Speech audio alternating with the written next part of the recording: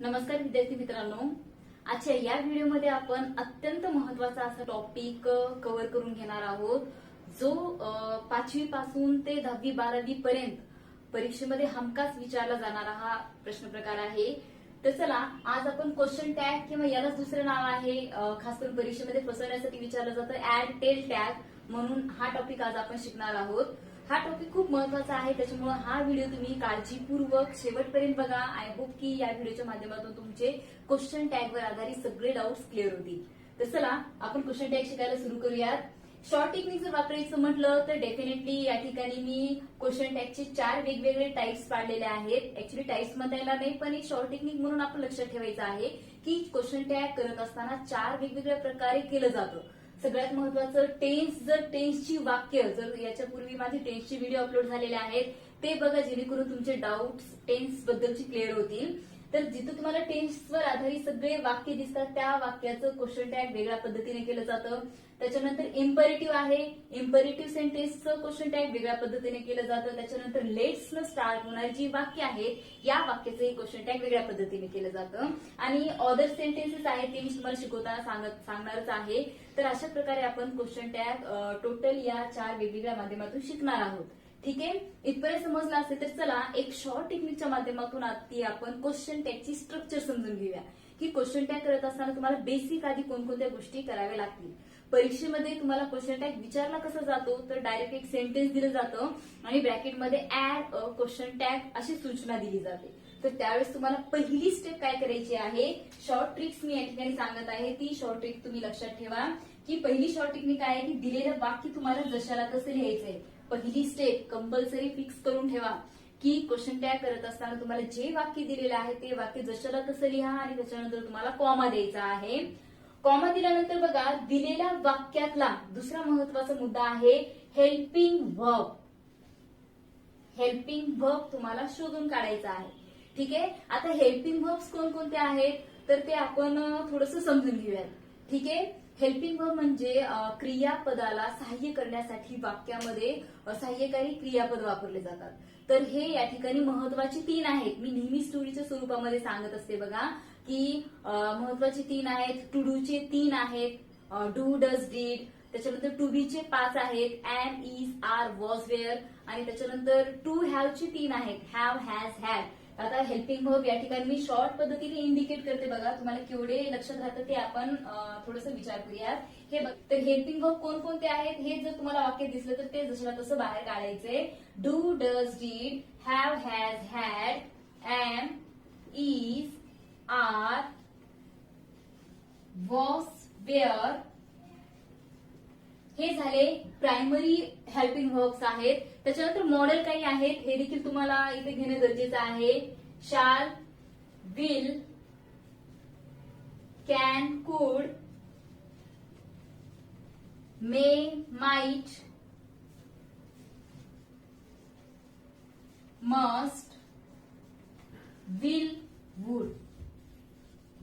आताच आपण पाहिलेलं आहे की हेल्पिंग व्हर्ब, तर थोडंसं लक्ष द्या। हेल्पिंग व्हर्ब संदर्भात एक महत्वाची सूचना आहे की दिलेल्या वाक्यामध्ये तुम्हाला डू डज डीड हे 3 जर सोडले, महत्वाचं आहे, डू डज डीड हे दिसत नसतात, ते क्रियापदामध्ये जाऊन लागतात। तर हे जर सोडले तर have has had, am is are, was were, shall, will, can, could, may, might, must, will आणि वुड इथपर्यंतचे सगळे हेल्पिंग व्हर्ब तुम्हाला वाक्यामध्ये ऑलरेडी दिसतात।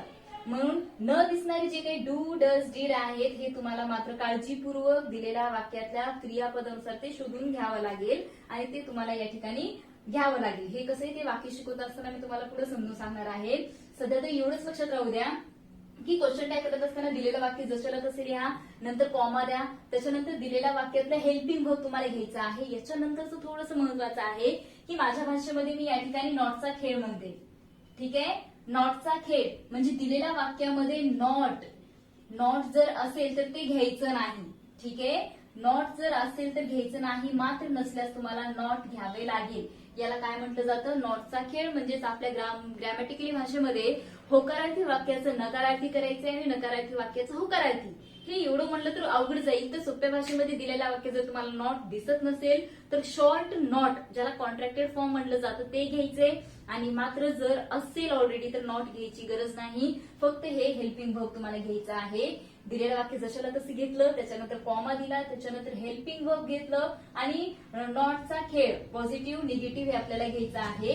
याच्यानंतर महत्वाचं आहे की दिलेल्या वाक्यामध्ये जो सुरुवातीला सब्जेक्ट असतो, वाक्याच्या सुरुवातीचा भाग, हा सब्जेक्ट जो कुणी आहे त्या सब्जेक्टच्या ऐवजी तुम्हाला या ठिकाणी त्याचं काय घ्यायचं आहे?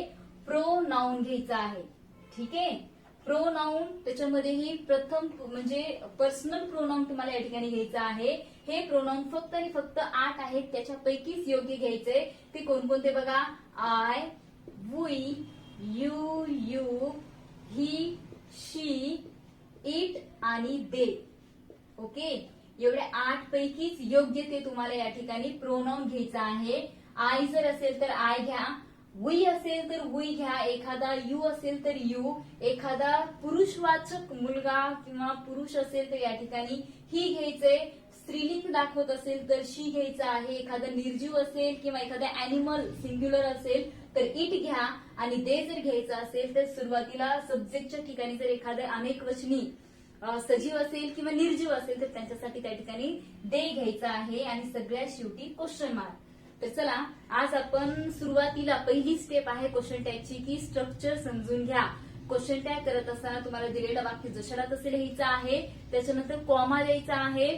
त्याच्यानंतर वाक्यातला हेल्पिंग वर्ब जर तुम्हाला दिसत असेल तर तो घ्या आणि मात्र नसेल तर डू, डज, डीड यापैकी योग्य रूप तुम्हाला या ठिकाणी घ्यायचं आहे. नॉटचा खेळ, वाक्यात नॉट जर असेल तर घेऊ नका, मात्र नसल्यास शॉर्ट नॉट किंवा कॉन्ट्रॅक्टेड फॉर्म तुम्हाला घ्यायचा आहे.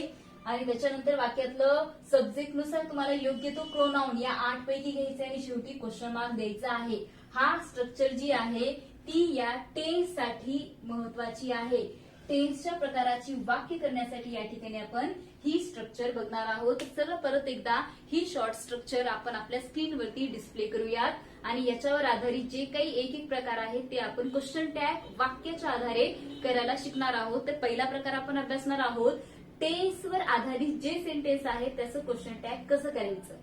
चला, सर्वात सुरुवातीला आपण क्वेश्चन टॅग करत असताना सगळ्यात पहिला जो काही टप्पा आहे टेन्सवर आधारित जे वाक्य आहे त्याचं क्वेश्चन टॅग करायला शिकणार आहोत. तर पहिलं वाक्य या ठिकाणी तुम्ही लिहून घ्यायचं आहे. Ram plays cricket.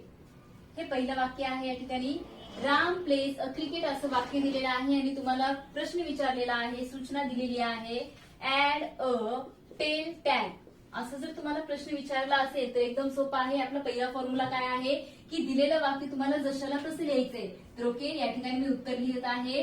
रामसाठी Ram plays cricket, Ram plays cricket comma दिला. याच्यानंतर थोडा आठवण्याचा प्रयत्न करा. याच्यानंतर काय होतं की दिलेल्या वाक्यातलं हेल्पिंग वर्ब तुम्हाला शोधून काढायचे. तर माझ्या मते मला तर या ठिकाणी वाक्यामध्ये हेल्पिंग वर्ब दिसत नाहीये. तर त्या ठिकाणी हेल्पिंग वर्ब या ठिकाणी असतं ते दिसत नाही म्हणजे डेफिनेटली या क्रियापदामध्ये ते लपलेलं आहे. क्रियापदामध्ये कोण लपलेलं आहे? या क्रियापदाच्या शेवटी यस आहे म्हणजे डू, डज, डीड याच्यापैकी कोणतं क्रियापद सहाय्यकारी क्रियापद असेल तर डज आहे. त्या डजला तुम्ही या ठिकाणी बाहेर काढायचं आहे डज. ठीक आहे. Ram plays cricket comma does. आता नॉट आहे का या ठिकाणी? नाही, म्हणून मी या ठिकाणी शॉर्ट नॉट म्हणजे कॉन्ट्रॅक्टेड फॉर्म घेतलेला आहे डझंट. इथपर्यंत समजलं. दिलेलं वाक्य जशाला तसं घेतलं, कॉमा दिला, वाक्यातला हेल्पिंग वर्ब घेतला, त्याला नॉट लावलेला आहे डझंट. राम हा मुलगा आहे म्हणून त्याच्यासाठी प्रोनाउन ही येतं आणि शेवटी क्वेश्चन मार्क. अशा प्रकारे आपलं वाक्य क्लिअर झालेलं आहे. म्हणजे सगळ्यात महत्वाचं काय आहे, दिलेलं वाक्य जशाला तसं लिहून कॉमा द्या. आता तुमच्या डोक्यात किंवा मनामध्ये तुम्हाला डाऊट आला असेल की हे डज कधी घ्यायचं, डीड कधी घ्यायचं, तर शॉर्ट टेक्निक सोपी सांगते बघा. या ठिकाणी कोणते 3 क्रियापद सहाय्यकारी क्रियापद आपल्याला दिसत नाहीत? डू, डज आणि डीड. हे एखाद्या क्रियापदामध्ये लपलेले आहेत. कसं ओळखायचं? तर एकदम सोपं आहे. समजा एखादं क्रियापद मी या ठिकाणी घेते, प्लेस घेऊयात आपण. प्ले नावाच्या क्रियापदामध्ये जर डू गेला तर या ठिकाणी काहीच दिसत नाही. त्याचं मेन रूप जशाला तसं राहतं. ते म्हणजे प्ले. आता समजा डज जर एखाद्या क्रियापदामध्ये लपला, समजा प्ले मध्ये लपलेला आहे, तर डज जर लपला असेल तर त्याचं शेवटचं यस आपल्याला या ठिकाणी दिसतं, ते म्हणजे प्लेज. प्लेज असेल तर इनडायरेक्टली कोण लपलेला आहे मध्ये, डज. आणि डीड जर लपलेला असेल तर क्रियापदाच्या शेवटी तुम्हाला ईडी तर दिसतं किंवा क्रियापदाचं दुसरं रूप तुम्हाला ओळखता यायला पाहिजे. तर या ठिकाणी ईडी आहे म्हणजे कोण आहे, डीड. सीमा रॅन फास्ट याचं वाक्य करत असताना रॅन हे V2 आहे, म्हणून याचं उत्तर कसं येईल, मी दिलेलं वाक्य जशाला तसं लिहिते, सीमा रॅन फास्ट, कॉमा दिला. आता रॅन म्हणजे क्रियापदाचं दुसरं रूप, क्रियापदाचं दुसरं रूप म्हणजे कोण आहे, डीड असं ऑलरेडी. डीड घेतलेला आहे, इथं नॉट नाही म्हणून त्याचं शॉर्ट रूप घेतलेला आहे didn't. Seema ran fast comma didn't, Seema मुलगी आहे म्हणून तिच्यासाठी या ठिकाणी शी घेतलेला आहे आणि शेवटी question mark. An elephant is a big animal. आता या वाक्याकडे बघा, हे वाक्य मी जशाला तसं लिहिलेलं आहे, ठीक आहे. हे बघा मी या ठिकाणी खाली लिहत आहे, An elephant is a big animal, comma दिला. दिलेल्या वाक्यातलं हेल्पिंग वर्ब दिसत आहे का, हो एकदम सोपं आहे, मला या ठिकाणी दिसत आहे इज, तर त्या इजला मी बाहेर घेतलेला आहे. या वाक्यामध्ये नॉट आहे का, नाही, तर त्याचं शॉर्ट रूप इझंट हे घेतलेलं आहे. इझंट आणि ॲन एलिफंट येणार नाही. ॲन एलिफंट हा प्राणी आहे, एखादा एकवचनी प्राणी जर आला तर तुम्हाला त्याऐवजी इट घ्यायचं आहे, हे या ठिकाणी इट येतं.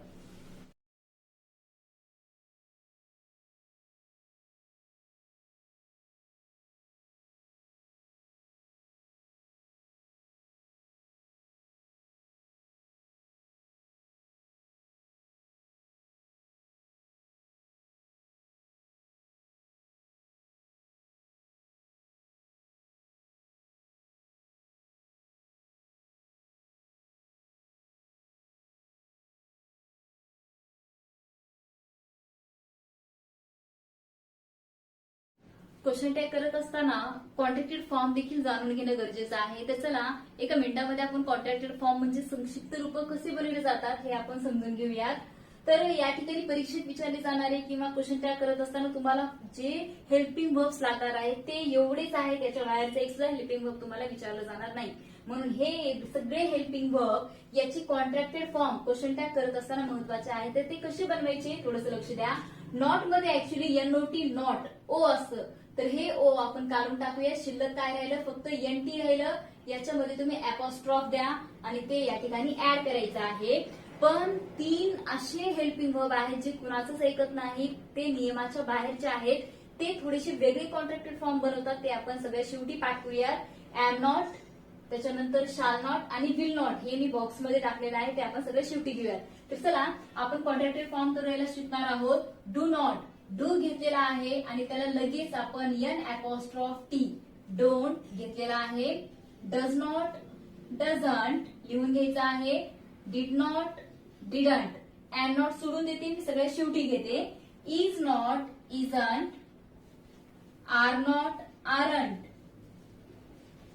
Was not, wasn't, were not, weren't, shall हे पण सगळं शेवटी घेते. विल नंतर घेऊयात. शुड नॉटचं shouldn't, would not, wouldn't, may नॉटचं मेंट, मस्ट नॉटचं mustn't, might not, mightn't, can नॉटचं कांट, एकच एन घ्यायचं आहे आणि कुड नॉटचं कुडंट. केलं तर सोपं जाईल. आता am not, actually am not म्हणल्यानंतर एमंट यायला पाहिजे, परंतु तसं येत नाही. तर दिलेल्या वाक्यामध्ये क्वेश्चन टॅग करत असताना एम नॉट असेल तर त्याचं तुम्हाला आरंटच करायचं आहे. याला मी स्टार करते, ठीक आहे. दिलेल्या वाक्यामध्ये जर एम नॉट आलं तर तुम्हाला आरंट घ्यायचं आहे. शाल नॉट जर आलं तर याच्यासाठी तुम्हाला शांत घ्यायचं आहे. स्पेलिंग थोडीशी लक्ष द्या, याला देखील स्टार करते. आणि विल नॉट जर आलं तर वोंट घ्यायचं आहे. स्टार केलेले 3 फक्त पाठ करा, बाकीचे तुम्हाला सगळ्या सोप्या पद्धतीने पाठ करता येतील. हे 3 जर पाठ केले तर कॉन्ट्रॅक्टेड फॉर्म तुमचे ऑलरेडी झालेले आहेत. जर एम नॉट असेल तर आरंट घ्या, शाल नॉट असेल तर शांट घ्या आणि विल नॉट असेल तर वोंट घ्या.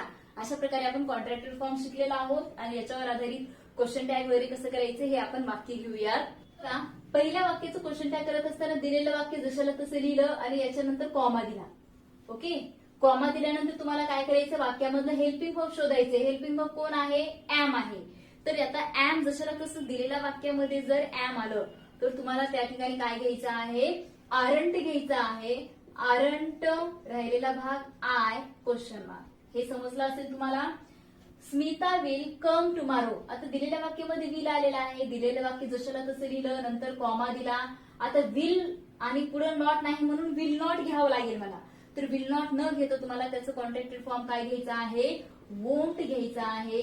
वोंट स्मिता शी मध्ये येते म्हणून वोंट शी. ओके, आणि तिसरंही तसंच वाक्य आहे, वी शाल ओव्हरकम. दिलेलं वाक्य जशाला तसं लिहा, कॉमा द्या. वाक्यामध्ये शाल आहे म्हणून या ठिकाणी काय घ्यायचंय, शाल नॉट न घेता डायरेक्ट शांट. शाल नॉटच्या ऐवजी शांट घ्यायचा आहे. Shan't we question mark. दिलेल्या वाक्यामध्ये एम नॉट असेल तर आरंट आय घ्या, विल नॉट असेल तर वोंट घ्या आणि शाल नॉट असेल तर शांत तुम्हाला घ्यायचं आहे. सेकंड क्वेश्चन टॅगचा प्रकार आहे आज्ञार्थी वाक्य. जर आलं, आता आज्ञार्थी दोन प्रकारे आहे, एक तर होकारार्थी असतं आणि दुसरं नकारार्थी असतं. ठीक आहे. आज्ञार्थी वाक्य खास करून होकारार्थी, ज्या वाक्याची सुरुवात क्रियापदाच्या पहिल्या रूपानं होते, आणि नकारार्थी म्हणजे ज्या वाक्याची सुरुवात डोंट ने होते. जसं आता मम्मी तुम्हाला दोन प्रकारचे वाक्य म्हणते, कम इन होकारार्थी झालं, जर म्हणत डोंट कम इन तर नकारार्थी. त्याच्यानंतर कट द ट्रीज होकारार्थी, डोंट कट द ट्रीज नकारार्थी. त्याचप्रमाणे बघा stand up, sit down, get out, त्याच्यानंतर write the notes, complete your assignment, हे सगळे होकारार्थी झाले. तर don't make noise, don't sleep, don't on the TV, त्याच्यानंतर don't work hard and don't write a letter.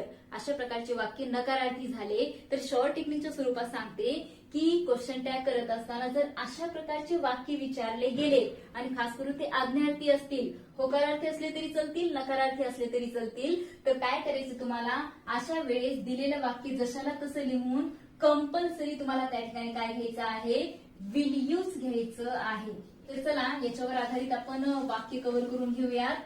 तर तुम्ही टायटल टाकू शकता, डायरेक्ट ऍड अ क्वेश्चन टॅगच विचारलं जातं, परंतु वाक्य कोणतं आहे हे ओळखून तुम्हाला त्या ठिकाणी प्रोसेस करायची आहे. Please help me, don't work hard, shut the door.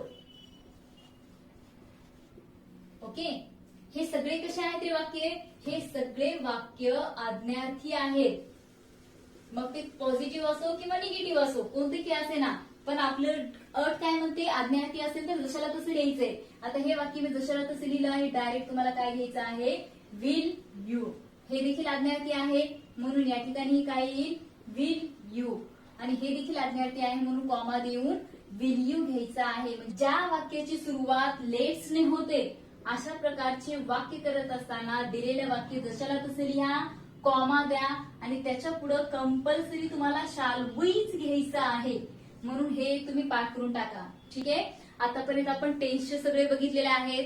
त्याच्यानंतर आज्ञार्थी वाक्य आलं, होकारार्थी असलं तरी चालेल, नकारार्थी असलं तरी चालेल, त्या ठिकाणी तुम्हाला विल यू घ्यायचं आहे. आणि आता मात्र जर लेट्स न सुरुवात असेल तर तुम्हाला शाल वी घ्यायचं आहे. तर हा देखील एकदम सोपा आहे बघा. Let's learn online. चला ऑनलाईन शिकायला करूयात. Let's fight against corona. Let's stop pollution. हे बघा, हे तिन्ही प्रकारचे वाक्य लेट्स ने सुरुवात झालेली आहेत म्हणून प्रत्येक वाक्य जशाला तसे लिहून तुम्हाला कॉमा द्यायचा आहे आणि सगळ्याच्या समोर काय येईल, मग फक्त आणि फक्त शाल वी. क्वेश्चन टॅगचा आपल्याला पुढचा नियम आता समजून घ्यायचा आहे. थोडासा अवघड आहे म्हणून काळजीपूर्वक लक्ष द्या. आता क्वेश्चन टॅग करत असताना वाक्याची सुरुवात एव्हरीवन किंवा एव्हरीबडी, एव्हरीवन किंवा एव्हरीबडीने होत असेल तर दिलेलं वाक्य जशाला तसे लिहायचंय. ओके, त्याच्यानंतर कॉमा द्यायचा आहे आणि यांच्या ऐवजी बघा नीट लक्ष द्या, एव्हरीवन एव्हरीबडी वाक्याच्या शेवटी न घेता तुम्हाला त्यांच्या ऐवजी कंपल्सरी दे घ्यायचा आहे आणि त्या दे नुसार तुम्हाला या ठिकाणी अनेक वचनी हेल्पिंग वर्ब घ्यायचा आहे. अत्यंत महत्वाचा नियम आहे, थोडंसं लक्ष द्या. क्वेश्चन टॅग करत असताना दिलेल्या वाक्याची सुरुवात जर एव्हरीवन एव्हरीबडीने होत असेल तर दिलेल्या वाक्य जशाला तसं लिहून तुम्हाला कॉमा द्यायचा आहे. त्याच्यानंतर कॉमा देऊन थोडीशी जागा रिकामी सोडा, तुम्हाला कन्फ्युजन होणार नाही. जागा रिकामी सोडून तुम्हाला एव्हरीवन एव्हरीबडीच्या ऐवजी दे घ्या. दे हे अनेक वचने असल्यामुळं त्याच्याशी रिलेटेड हेल्पिंग वर्ब आपल्याला अनेक वचनी घ्यायचा आहे. आता एक्झाम्पल आपण बघूयात. everyone is clever in the class. क्लासमध्ये प्रत्येक जण हुशार आहे. आता इज कसे हेल्पिंग वर्ब आहे, ठीक आहे. आता या वाक्याचं क्वेश्चन टॅग करत असताना दिलेलं वाक्य मी जशाला तसे घेईन, कॉमा देईन. त्याच्यानंतर वाक्यामध्ये हेल्पिंग वर्ब कोण आहे, इज आहे. तर आता आपल्याला ही जागा रिकामी सोडायची आहे आणि एव्हरीवनच्या ऐवजी काय घ्यायचं आहे, दे घ्यायचं आहे, क्वेश्चन मार्क द्यायचे, ठीक आहे. आता इज काय आहे, एक वचनी आहे. तर दे अनेक वचने असल्यामुळं त्या दे नुसार आपल्याला या इजचं अनेक वचन करावं लागेल. काय येईल, आर. हे समजलं का? ओके, आपला नियम काय म्हणतो की दे नुसार आपल्याला अनेक वचनी करायचंय, म्हणून हे इज इथं इज न घेता त्याचं अनेक वचनी आपण आर केलो, नॉट नाही, म्हणून आरंट दे हे आपलं उत्तर आलं. Everybody was dull. प्रत्येक जण ढ आहे.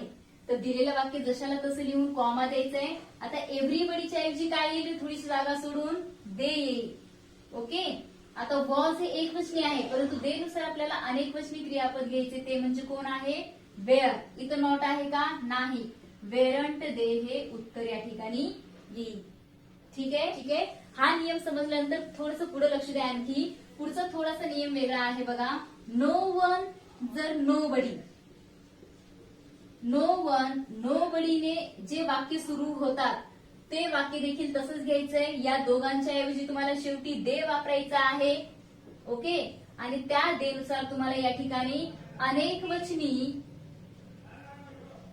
वचनी हेल्पिंग वर्ब घ्यायचा आहे. ठीक आहे, पण आता थोडंसं लक्ष द्या. हे एव्हरीवन एव्हरीबडी हे होकारार्थी आहेत.